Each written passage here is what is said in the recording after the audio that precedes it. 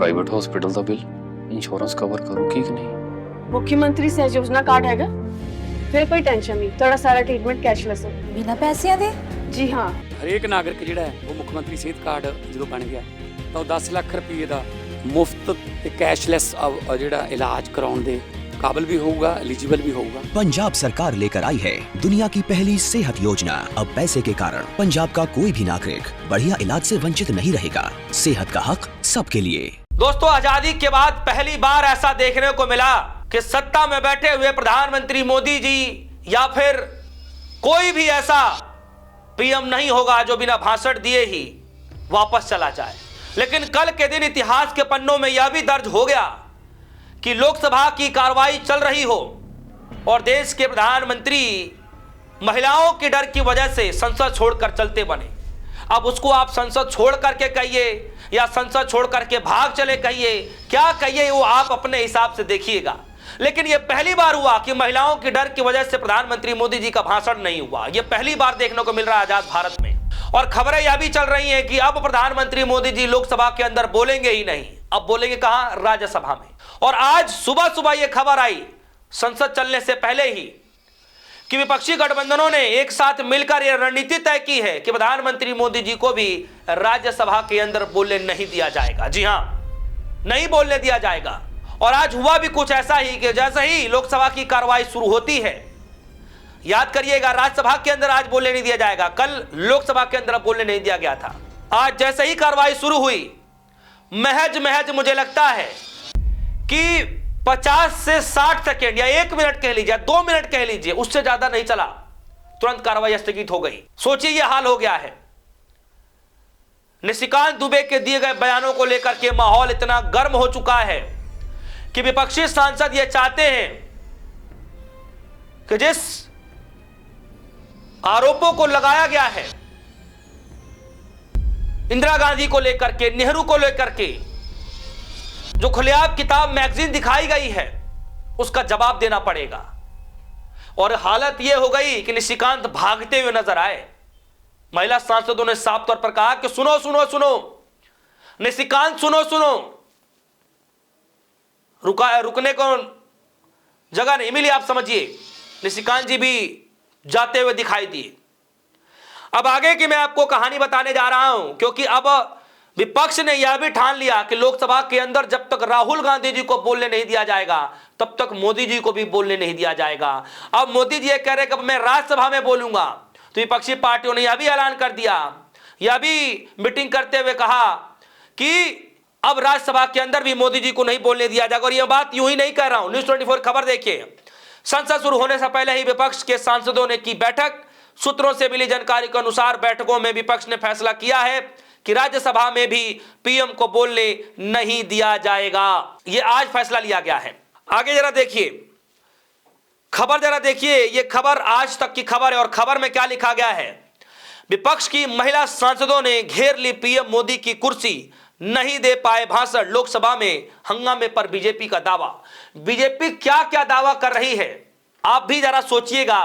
मैं आगे आपको पढ़कर बताऊंगा कि मनोज तिवारी क्या क्या कह रहे हैं, बहुत सारे नेता उसमें क्या कुछ कह रहे हैं, बाद में किस तरीके से मनाना पड़ता है।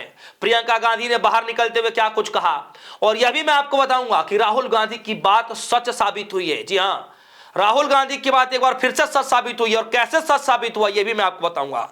खबर में जरा चलते हैं। लिखा गया है, प्रधानमंत्री नरेंद्र मोदी लोकसभा के अंदर शाम 5 बजे बोलने वाले थे। पीएम मोदी राष्ट्रपति के अभिभाषण पर धन्यवाद प्रस्ताव पर हुई चर्चा का जवाब देना चाहते थे, लेकिन जोरदार हंगामे के कारण सदन की कार्रवाई नहीं चल सकी। पीठासीन संध्या राय ने लोकसभा की कार्रवाई दिन भर के लिए स्थगित करने की घोषणा कर दी और पीएम मोदी का संबोधन टल गया। इसे लेकर अब भारतीय जनता पार्टी बीजेपी ने विपक्ष पर गंभीर आरोप लगाए। बीजेपी के सांसद मनोज तिवारी ने लोकसभा की कार्रवाई स्थगित होने के बाद आरोप लगाया कि प्रधानमंत्री मोदी जी जहां बैठते हैं विपक्ष के लोग वहां तक चढ़ गए। उन्होंने कहा कि विपक्ष की महिला सदस्यों ने पीएम की चेयर का घेराव किया और उनकी मंशा प्रधानमंत्री पर हमले की थी। मतलब यहां पर देखिए, कोई विरोध भी कर रहा है तो इसको हमले से जोड़ने की कोशिश की जा रही है। विरोध प्रदर्शन में और हाथापाई करने में अंतर होता है मनोज तिवारी जी। अब ये विरोध प्रदर्शन का तरीका है, उसकी क्या नियमावली है शायद मैं भी नहीं जानता, लेकिन सदन के अंदर जो सांसद कर रहे हैं, विरोध जो कर रहे हैं, उसको हमले से नहीं जोड़ा जा सकता कि मंशा क्या थी। आपको क्या पता कि उनकी मंशा क्या थी? इस तरीके के सवाल जवाब हर कोई व्यक्ति पूछता हुआ नजर आ रहा है कि विरोध प्रदर्शन में इनको हाथापाई की तस्वीरें लग रही हैं, हमले की तस्वीरें लग रही हैं। खैर आगे जरा चलते हैं। खबर में लिखा गया है, मनोज तिवारी ने विपक्षी सदस्यों पर सदन में बवाल करने का आरोप लगाया। उन्होंने दावा किया, विपक्ष की महिला सांसदों ने हमारे वरिष्ठ मंत्री ने समझाया कि वापस जाने का निवेदन करते हुए कहा कि ऐसे स्थिति में प्रधानमंत्री नहीं आ सकते, लेकिन महिला सांसद सुनने को तैयार नहीं थी। मनोज तिवारी ने दावा किया कि विपक्ष के सांसद मारपीट करने और हाव भाव वाले के साथ दिख रहे थे। समझिए जरा, देखिए किस तरीके से वही बातों को घुमाया जाता है। और साथ ही साथ उसके बाद जब यह पूरा घटनाक्रम हुआ तो इस तरीके के बयान दिए गए। अब मैं आपको लिए चलता हूं राहुल गांधी के उस पोस्ट पर। राहुल गांधी जी ट्वीट करके कहा कि जैसे कि मैंने कहा कि पीएम मोदी संसद में नहीं आएंगे क्योंकि वो डरे हुए हैं और सच्चाई का सामना नहीं कर पाएंगे। यह बात राहुल गांधी ने प्रधानमंत्री मोदी जी के आने से पहले ही कह दिया था, और 1-2 घंटा पहले नहीं, 5-6 घंटा पहले ही कह दिया था राहुल गांधी जी ने कि आप देख लीजिएगा प्रधानमंत्री मोदी जी आएंगे ही नहीं सदन के अंदर में। बोलने तो दूर की बात है, और सच में प्रधानमंत्री जी आए भी नहीं, बोलने तो दूर की बात है। और इधर यह कहा जा रहा है कि विपक्षी सांसदों की मंशा कुछ और थी, हाथापाई वाली मंशा थी। तो राहुल गांधी ने जो कहा वो बात तो सच साबित हो गई। प्रियंका गांधी जब बाहर निकल रही हैं और जब उनसे सवाल पूछा गया कि पीएम मोदी जी नहीं आए, कुछ बोले नहीं, सांसदों ने प्रदर्शन किया, तो वो कह रही हैं कि पीएम मोदी डर गए हैं इसलिए वो सदन नहीं आए। केंद्रीय रेल मंत्री और बीजेपी सांसद निशिकांत दुबे ऐसे भाग रहे हैं जैसे बुलेट ट्रेन भाग रही हो।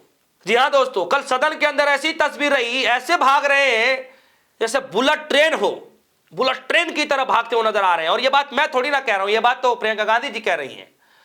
और जैसे कि मैंने शुरुआत में आपसे कहा कि आप कुछ भी कह लीजिए कि बुलेट ट्रेन की तरह भागे, कि पीठ दिखा करके भागे, कि मुंह छुपा करके भागे, किस तरीके से भागे, कुर्सी छोड़कर भागे, वो अपने हिसाब से समझ लीजिए। लेकिन कल के दिन लोकसभा के अंदर वो हालात बनता हुआ दिखाई दिया जो आज तक कभी दिखाई ना गया हो। इतिहास में यह भी देखा जाएगा कि मौजूदा हालात में प्रधानमंत्री के पद पर बैठे हुए मोदी जी किस तरीके से भाषण भी नहीं दे पाए, फुल मेजोरिटी में होने के बावजूद भी भाषण नहीं दे पाए। दोस्तों, यह सारी फसाद का जड़, यह सारा विवाद का जड़ निशिकांत दुबे का दिया वो बयान है जिसमें नेहरू को लेकर के जिक्र किया गया।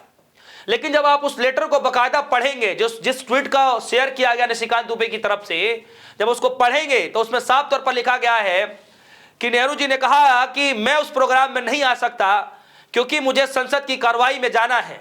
लेकिन किस तरीके से उसको पेश किया जा रहा है, किस तरीके से इंदिरा गांधी जी का जिक्र किया जा रहा है, और किस तरीके से कांग्रेस पार्टी को, उनके नेताओं को किस तरीके से अभद्र भाषा का इस्तेमाल किया गया, ये सारा विवाद का जड़ वहां से है। तो यानी निशिकांत दुबे ने जो है मैगजीन दिखाकर, गलत शब्दों का उपयोग कर करके उल्टे प्रधानमंत्री मोदी जी को ही फंसा दिए। आप समझिए ये हाल हो गया कल सदन के अंदर। और आज का माहौल तो ऐसा हो गया कि महज 1.5 से 2 मिनट के भीतर सदन की कार्रवाई स्थगित हो गई साहब। राज्यसभा के अंदर भी कांग्रेस पार्टियों की पूरी तैयारी है, विपक्षी पार्टियों की पूरी तैयारी है कि पीएम मोदी जी को बोलने से रोका जाए। तो क्या देश के प्रधानमंत्री मोदी जी महिलाओं से डर गए? क्या सच में इतिहास के पन्नों में ये कल का दिन जो बार बार कहा जा रहा है कि ऐसा पहली बार देखने को मिला कि फुल मेजोरिटी वाली सरकार के प्रधानमंत्री मोदी जी और कह लीजिए कि बैठे हुए बड़े नेताओं ने जो है इस तरीके से भाग रहे हैं जो आज तक कभी देखने को नहीं मिला। अब आप जनता है जनार्दन, यहाँ बताइए कि किसकी गलती रही?